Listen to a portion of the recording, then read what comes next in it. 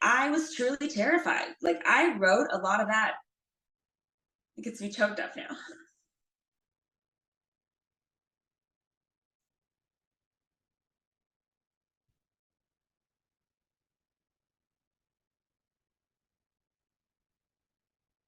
I wrote a lot of that article, like, truly scared. Like, I really did think, like, wow, you've missed your opportunity. Like, you are going to be alone. You're not going to have a family. Like, I was really scared when I wrote that. Like, that's exactly how I felt. And when I got comments after that article was published, like I said, there was hundreds of guys emailing me, texting me, LinkedIn messaging me, commenting on the post, saying, "You're selfish, you missed out. Um, you could have had all that. You've picked your career." I mean, calling me horrible things.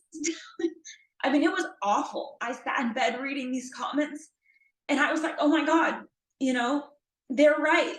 And they're not totally right.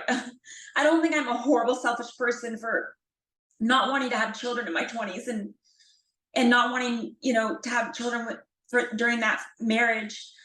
Um, but it did scare me because a lot of what they were saying, they were like, you've been very selfish your whole life. And that's what I heard over and over again. And that's actually the next thing that I wrote that I think will be coming out soon is I got all these horrible comments from men telling me I had missed my chance and that I, had was a stupid feminist who was focused on myself, which I thought was interesting because, like I said, I don't consider myself a feminist at all. But that it did get me thinking, and I did write an article that I think will come out soon about the downfall of living a selfish, me focused life, and it does. I mean, for me, it's definitely started to feel hollow and meaningless. And, it's taken me to this point in my life to realize that that's not a life that's going to bring you happiness. I mean, and maybe it does for some people. I honestly have a hard time believing that. Uh, if I thought I would spend the rest of my life alone, if I didn't think that I would get married and have children, I would be devastated. So I don't know. It is such a me focused culture right now.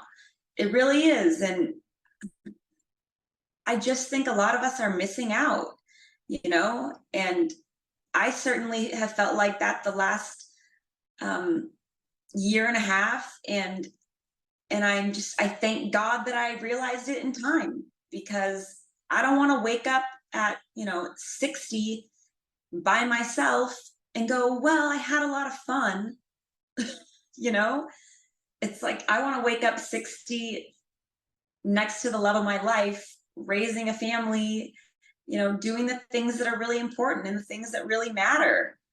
Um, yeah, I don't think you're gonna be on your deathbed one day and look back and go, I wish I went to more parties or spent more, time shopping. It's like, you're gonna look back and say, oh my God, like this person I created with someone I loved. And, that's gonna be the thing that's meaningful. So I feel unbelievably betrayed by feminism. And I don't want to put it on the movement because I believe you make your own choices. And everything I've done leading up to this point in my life has been my choice, and that's on me. But when I was a little girl, it was like, and to be fair, I think this partly comes from coming from a divorced family and seeing my mom kind of handle a lot. I mean, I just saw a woman take care of a lot. But I was constantly fed this idea that women can do everything. We don't really need men. Women can have the great career and have the kids that they like and change the tires and do this. I mean, I grew up thinking and men are great, but like I can do like, I really I do feel in many ways betrayed by that line of thinking. And I got that from so many of the women in my life too. I mean, like I said, I do come from a very traditional family.